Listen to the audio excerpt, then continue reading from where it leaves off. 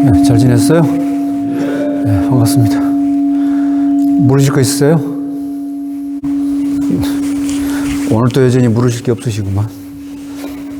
타종교인들이 우리 불자들하고 이렇게 대화할 때, 우리는 부활을 하는 종교다. 타종교에서 얘기할 때, 우리는 부활을 하는 종교고, 부활해서 영생을 얻는다. 이런 말을 아마 듣게 될 거예요. 만약에 그런 대화를 하게 되시면 여러분들은 네가 진정으로 부활을 원하면 법당에 와라 그렇게 하세요. 힌두교의 가르침이 윤회의 가르침이잖아요. 힌두교의 기본 사상이 윤회잖아, 윤회. 윤회는 계속 태어나는 거잖아요. 그러자네. 윤회는 계속 태어나는 거. 계속 태어나는 걸 뭐라고 그래? 부활이라고 그래요. 근데 불교는 굳이 그렇게 가서 막 구원해 달라고 막 애쓰지 않아도 그냥 있는 그대로 부활하는 거예요, 그냥.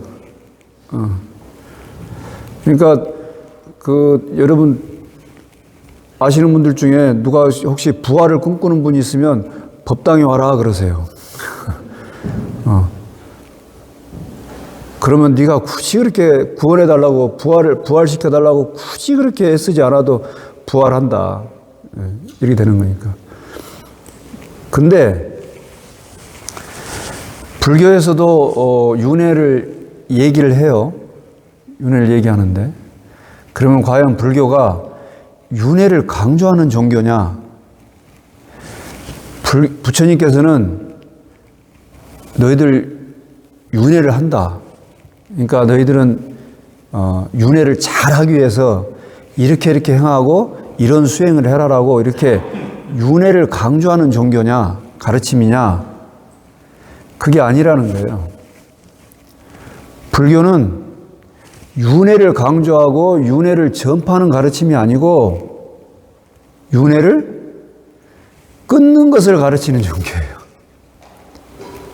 여러분들이 잘 아셔야 돼. 불교는 윤회를 강조하는 가르침이 아니에요. 윤회를 끊어라. 나의 할 일은 다 했고 나의 청정 범행은 완성되었고 다시는 어떠한 생으로도 태어나지 않는다는 것을 비로소 알게 되었다라고 경전의 반복에서 나와요. 이게 불교는 더 이상 부활하지 말아라 라고 얘기하는 종교야. 네가 굳이 그렇게 구원을 얻고자 하고 간절히 기도해가지고 나는 다시 태어나고 싶어요, 영생을 얻고 싶어요 라고 그렇게 얘기하고 있는데 네가 굳이 그렇게 하지 않아도 네 계속 부활하게 된다. 근데 불교는 그렇게 부활하는 삶으로부터 벗어나라. 부활하는 삶을 끊어내라. 라고 가르치는 가르침이다. 근데 계속 부활하게 되는데 그 부활하는 것도 여러 급수가 있다. 뭐예요? 나쁜 짓을 하면 살생하지 말아라. 도둑질하지 말아라. 거짓말하지 말아라. 사음하지 말아라. 술에 취하지 말아라. 이 가장 기본적인 일은 5가지 계를 어기게 되면 네가 사막도에 떨어진다. 사막도라는 것은 지옥, 악의 축생 이런 사막도에 떨어지게 되고 보시를 행하고 남을 좀 이렇게 남에게 베풀고 이 정도의 선을 좀 베풀면 천상세계에 태어난다. 천상세계까지 가지 못할 단계면 인간 세계로 다시 태어나게 된다. 이게 부활이잖아요. 거듭 태어나는 거. 근데 불교는 천상세계에 태어난다 할지라도 끝끝내 나중에 그 공덕이 다하게 되면 다시 윤회로 돌아오게 된다. 그러니 영원히 윤회를 끊어버리는, 영원히 윤회의 그 굴레로부터 벗어나는 그런 가르침을 설하고 있는 게 바로 불교다. 혹시 부활을 바라고 있고 부활을 꿈꾸는 사람이 있으면 네가 굳이 그렇게 부활을 꿈꾸지 않아도 네가 그렇게 하고 있는 자체가 이미 부활을 하고 있는 거다라고 얘기해 주셔요. 그리고 궁극적으로 완전히 그 윤회의 굴레로부터 그 부활의 굴레로부터 완전히 벗어나는 그런 삶이 있다. 그런 삶의 가르침이 있으니까 그런 가르침으로 들어와라. 이거야말로 최상의 가르침이다. 라고 이렇게 일러주셨으면 좋겠습니다. 뭔 말인지 아시겠죠? 불교는 한참 뛰어넘는 가르침이에요. 평상한 보통의 가르침이 아니에요. 지구의 생명체가 탄생한 게 지구가 탄생한 지 한 46억 년 정도 된다고 그러잖아요. 근데 지구에 어떠한 생명체가 생긴 게 한 40억 년쯤 됐을 때 지구에 첫 생명체가 나왔다고 그래요. 그렇게 한 다음에 계속 시간이 흘러가지고 한 20억 년이 흐른 다음에 40억 년부터 20억 년이 흐른 다음에 그러니까 지금으로부터 한 20억 년 전에 최초의 진핵세포가 생겼어요. 세포는 원핵세포가 있고 진핵세포가 있는데 진핵세포는 진핵세포가 있을 때 비로소 그거를 이제 그 안에 DNA가 있다 이제 이렇게 보시면 돼요. 그때 진핵세포가 생겼어요. 그 20억 년 전쯤에 진핵세포가 생긴 다음부터 시작해가지고 이제 생명체가 무척추 생물부터 시작해가지고 척추 생물 뭐 이렇게 쭉 이렇게 흘러나왔어요.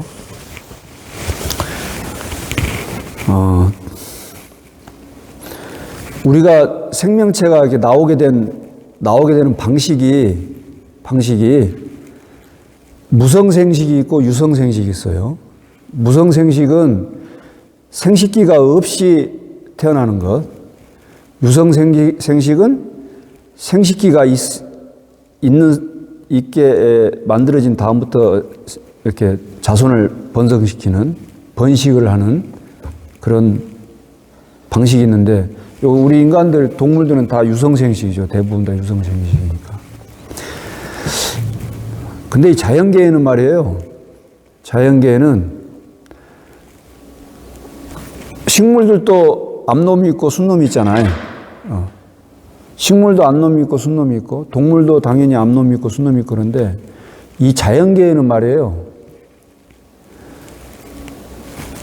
생식을 통해서 자손을 번식하는 방법도 있지만 생식을 통하지 않고 그냥 자손을 번식시키는 생물체도 엄청나게 많아요. 그러니까 자기 자신이 그냥 분열해가지고 그걸 분열법 그래요. 바이러스 이런 애들처럼 그냥 지 스스로가 분열해가지고 무한 증식을 하는 거야. 계속. 이렇게 분열법도 있고 그 다음에 출하법 해가지고 지 몸에서 그냥 지 자손을 그냥 생성시켜가지고 그냥 내는 애들도 있어요. 그런 애들도 있어. 그 다음에 개나리나 뭐 이런 식물들은 그냥 가지 갖다 꽂아놓으면 그냥 생기나잖아요. 그런 애들도 있고. 반얀틀이 이런 나무들도 나무 가지가 이렇게 쭉 늘어졌는데 쭉 나오면 거기서 그냥 뿌리가 그렇게 쭉 나와가지고 그냥 거기서 또 퍼져나가는 이런 친구들도 있고. 다양한 방식의 그 종족 번식의 방법이 있는데 암놈만 후손을 생산해내느냐 순놈이 생명을 생산해내는 애들도 있어요. 이 자연계에는 암놈만 자손을 낳는 게 아니라니까 순놈도 자손을 낳는다니까. 별 희한한 방법들이 다 있어요. 그러니까 지구가 생성된 이래로부터 해가지고 지금까지 수없이 많은 생명체들이 쭉 흘러왔는데 거기에는 정말 정해지지 않게 다양한 방식으로 생명체들이 자손을 번식하면서 계속 이렇게 유지해 왔는데 이제 우리 인간들은 그 다양한 종족 번식의 방법 가운데 우리는 유성생식 가운데 또 유성생식 중에서도 분열법이 아닌 DNA라고 하는 DNA를 전수해 주는 방식으로 이렇게 흘러왔어요. 근데 DNA를 전수해주는 방식으로 흘러내려온 장점이 뭐냐면, 장점이 적응이 빨라요. 환경에 적응이 굉장히 빨라. 그래가지고 변화된 환경에 적응을 빨리 해서 그 적응력을 높임으로 인해서 지금까지 유지되고 이렇게 흘러왔어요. DNA로 자손을 번식시키는 이 방식이 아닌 아까 분열 방식 아니면 그냥 자체 증식 방식으로 가는 애들은 DNA를 전수하는 방식이 아니고 숫자를 많이 하는 방식으로 갔어요. 막 무한 증식하는 방식으로 갔어. 근데 무한 증식은 변이가 안 일어나. 변이가 안 일어난다는 건 뭐냐? 환경이 변화할 때 그 환경 변화에 주도적으로 적응해서 갈 수 있는 게 힘들어요. 그래서 우리 인간들은 DNA를 전수하는 방식으로 해가지고 오기 때문에 여러분 DNA가 변이를 일으키잖아요. DNA가 변이를 일으키면서 아주 새로운 것들을 이렇게 만들어가는 이런 방식으로 왔어요. 이게 이제 생물학이 변해온 방식이거든. 제가 갑자기 부활을 얘기하다가 지금 여기까지 왔느냐. 자연계에는 많은 생명들이 탄생하는 방식들이 있고 다양한 생명들이 종족을 번식하는 방식들이 있어요. 그러니까 우리가 상상도 못하는 방식들로 뭐 기생의 방식도 있고 또 공생의 방식도 있고 여러 가지 방식으로 생명들이 자기의 생명을 계속 유지시키기 위한 방식들을 유지해왔다. 근데 우주 탄생에서부터 또 지구 탄생부터 생명체가 이렇게 쭉 유지되는 이런 방식들에 공통적으로 적용되는 진리가 있는데 그 공통적으로 적용되는 진리가 뭐냐? 그거는 인연 따라 일어난다고 하는 거예요. 연기적인 거예요. 연기적인 거. 요거는 모든 생명체에 다 적용할 수 있는 가르침이에요. 모든 행성에 똑같이 적용될 수 있는 가르침이에요. 법칙이야. 뭐가? 연기법이. 부처님께서 깨달으셨다고 하는 이 연기법은 유성생시이건 무성생시이건 아니면 분열적으로 자손을 번식하건 아니면 DNA를 해가지고 번식하건 모든 존재, 모든 현상들에 다 적용시킬 수 있는 근본 진리예요.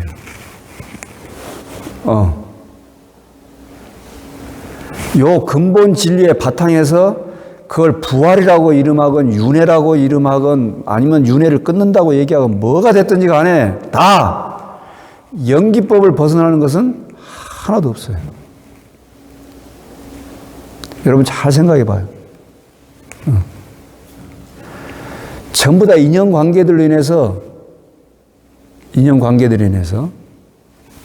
인연관계들을 많은 상의상관하는 그런 서로 의지하고 서로 관계 맺는 그 관계성 속에서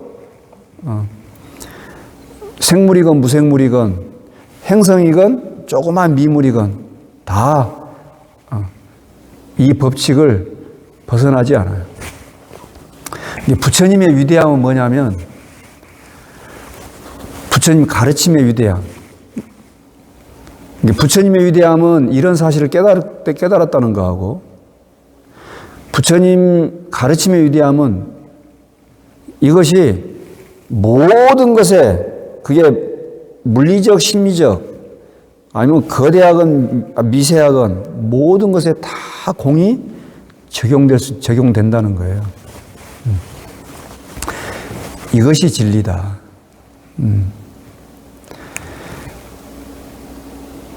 우리들은 그런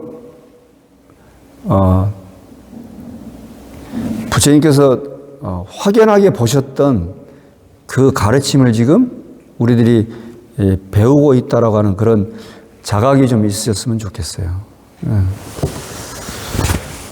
누구나 다 받아들일 수 있는, 누구나 다 인정할 만한 그런 가르침을 지금 우리가 접하고 있다.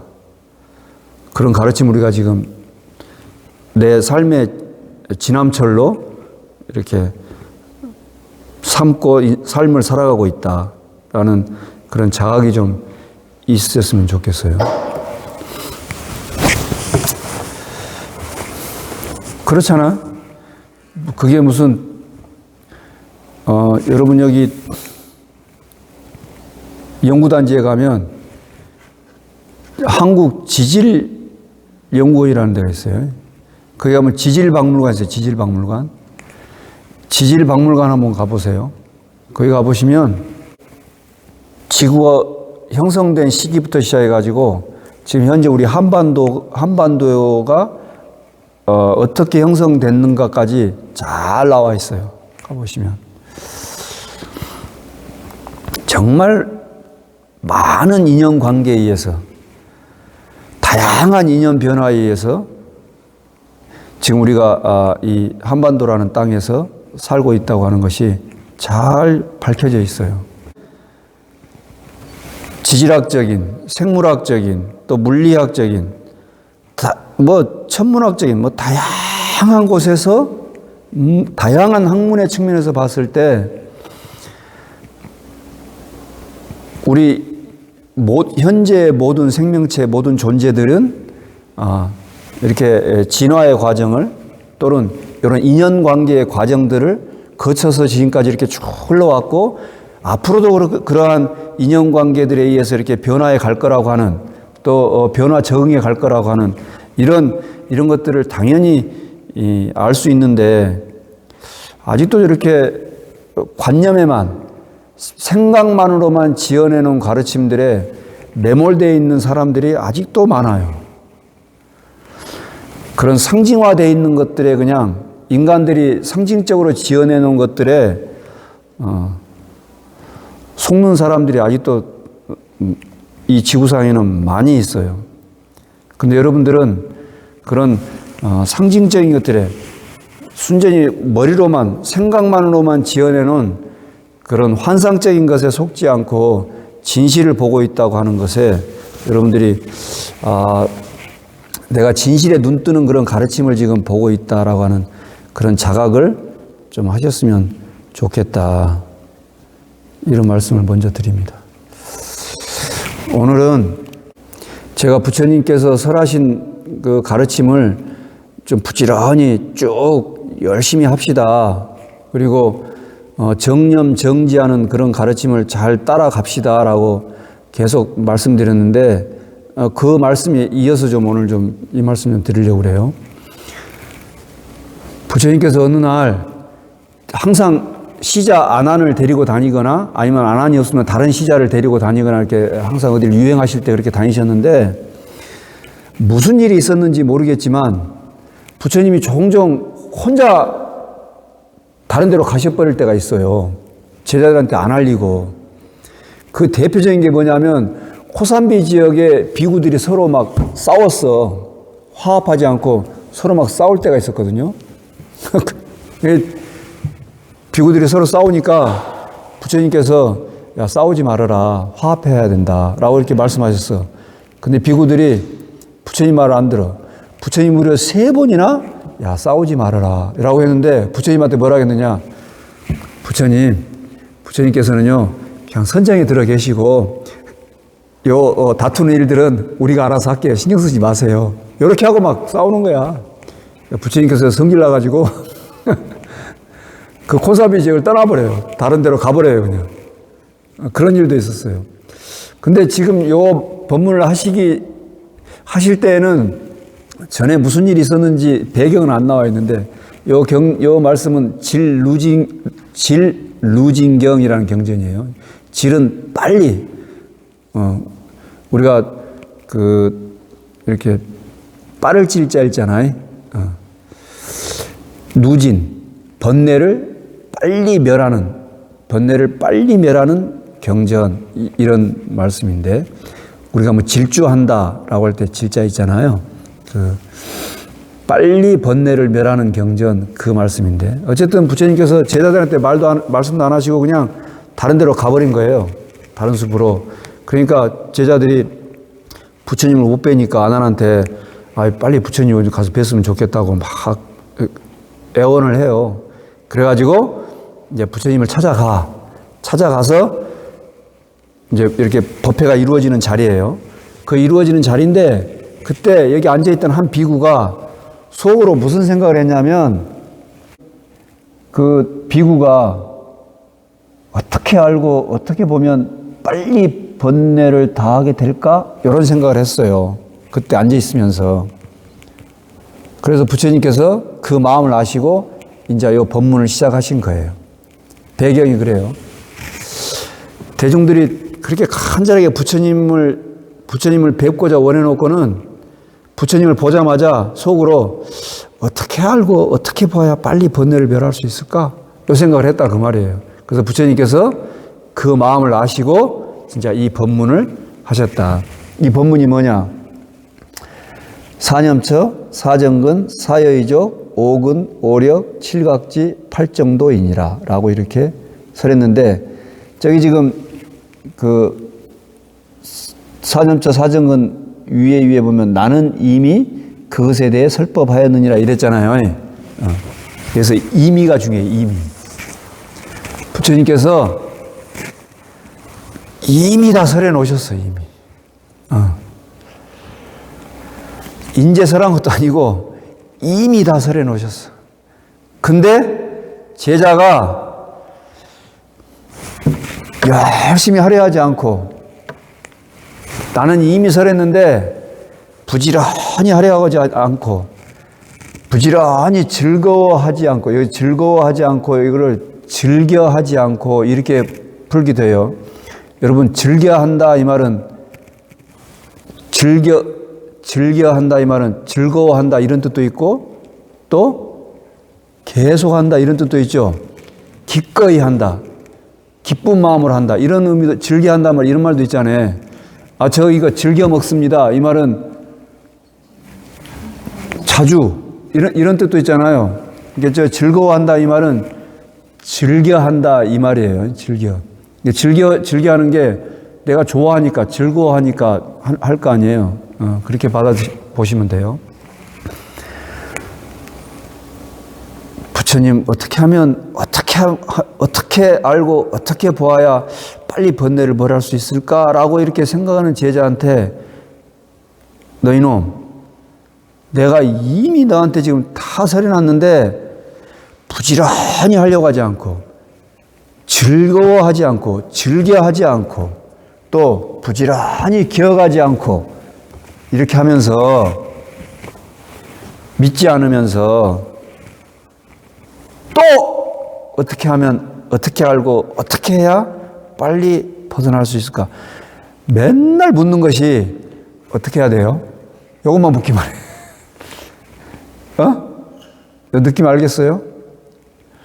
어떻게 하면 번뇌 뭘 할 수 있어요? 어떻게 하면 해탈할 수 있어요? 어떻게 하면 부처님처럼 부처가 될 수 있어요? 어떻게 하면 마음이 편해져요? 우리들 그러잖아. 법당에 와가지고 맨날 어떻게 해야 돼요? 어때요? 맨날 방법만 물어. 맨날. 이미 설해놨는데 나는 이미 다 설해놨다. 스승에게 사고는 없다. 스승에게 사고는 스승의 주먹은 없어요. 이게 뭐야? 안에 감추고 있는 게 없어요. 다 손바닥 펴가지고 다 드러내 보여줬어. 이미. 근데 맨날 어떻게 해야 돼요? 어떻게 해야 돼요? 그러면서 뭐해? 지가 하려고 하진 않고 스승의 입만 쳐다봐. 어떻게 하면 돼요? 이러면서 입만 쳐다보고 있어. 그래서 스승이 이렇게 해라, 이렇게 해라, 사념처 닦거라, 사정단 닦거라, 오근 닦거라, 오력해라, 칠각지 닦거라, 팔정도 닦거라 이렇게 계속 얘기해 주는데 그것만 듣기만 하고 또 그러면 사성제 닦으려면 어떻게 해야 돼요? 팔정도 닦으려면 어떻게 해야 돼요? 또 여기 이것만 물어.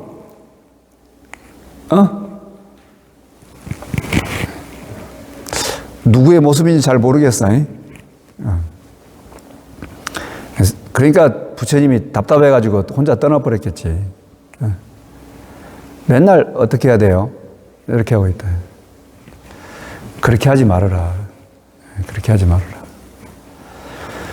스승의 입만 쳐다보지 말고 이미 다 설해 놓은 그 가르침을 부지런히 해라. 불교의 교학체계가 있고 수행체계가 있는데 교학체계는 배워야지. 수행체계는 닦아야지. 그렇잖아요? 아까 지구가 46억 년의 역사를 쭉 이렇게 흘러왔다는 걸 배워야 돼. 그러면서 진실로 서로 의지해 있고 서로 관계 맺고 있고 서로 연기에 의해서 이렇게 모든 게 다 펼쳐지는구나. 이렇게 변화 변천해 가는 것이구나 라고 배웠어. 배웠으니까 이제 수행체계로 닦아야지. 교학체계는 잘 배우고 수행체계는 잘 닦고 이제 그것만이 남아있는 거예요. 계속 어떻게 해야 돼요? 이제 이렇게 묻는 것 이제 그만해도 된다. 이제 그만할 때도 됐다. 이제 여러분 우리가 요 지구가 처음에 생겼을 때는 엄청난 불덩이였잖아요. 그 다음에 또 수십 킬로가 되는 정도의 눈이 쌓여가지고 얼음이 쌓여있는 빙하기도 거쳤어요. 그 빙하기도 수차례 거쳤어요. 지금은 우리 생명체가 살만한 지금 간빙기에 있어요. 그래서 얼음이 남극하고 북극만 이렇게 있잖아, 지금. 지금 참 따뜻한 시기에 지금 우리가 살고 있잖아요. 그런 인연이 지금 잘 된 때 지금 살고 있다니까. 그런데 이렇게 적당히 인연이 좋을 때 또 BC 한 5세기, 6세기 경쯤에 인류의 많은 스승들이 나왔어요. 뭐 공자님, 소크라테스 요 시기 때 많은 현자와 학자들이 나왔는데 그때 BC 5세기, 6세기 때 현자들이 나올 때 그 당시 때 부처님도 그 시기에 나오셨어요. 그래가지고 지금 우리에게 이런 영기의 진리의 가르침을 일러주신 거예요. 그러니까 지구가 생성되거나 아니면 소멸되거나 상관없이 다 적용될 만한 그런 가르침을 지금 우리한테 설해 주신 거예요. 진리를 설해 주신 거라고. 정말 우리가 운이 좋은 지금 상태에 있는 거죠. 진짜로. 빙하기도 아니고 완전히 불덩이도 아니고 완전히 물의 시기도 아니고 정말 좋은 때 이게 푸르름이 있는 요 시기에 또 아주 먹고 살기 힘든 그런 시기도 아니고 참 잘 먹고 잘 살 수 있는 그런 시기에 또 대한민국이라는 아주 정치적으로 그래도 안정돼 있고 막 폭력이 난무하지도 않고 물론 북한 때문에 전쟁의 위협은 있지만 그래도 당장 전쟁이 날 거라는 불안감 속에 살진 않잖아요. 그래도 그나마 좀 안정된 시기에 살고 있잖아요. 이렇게 적당히 안정된 시기에 인연이 참 좋은 시기에 살고 있는데 이때 부처님께서 이렇게 일러주신 요 영기의 가르침, 진리의 가르침을 잘 받아간직해서 지구가 있기 전이나 지구가 사라진 다음에도 영원히 있을 그런 진리를 우리가 받아 간직했으니 얼마나 우리는 다행스러운 그런 존재예요. 그런 자각 속에 우리들의 삶을 영위하기를 바라겠습니다. 여러분의 일상이 늘 평안하고 안락하길 축원드립니다.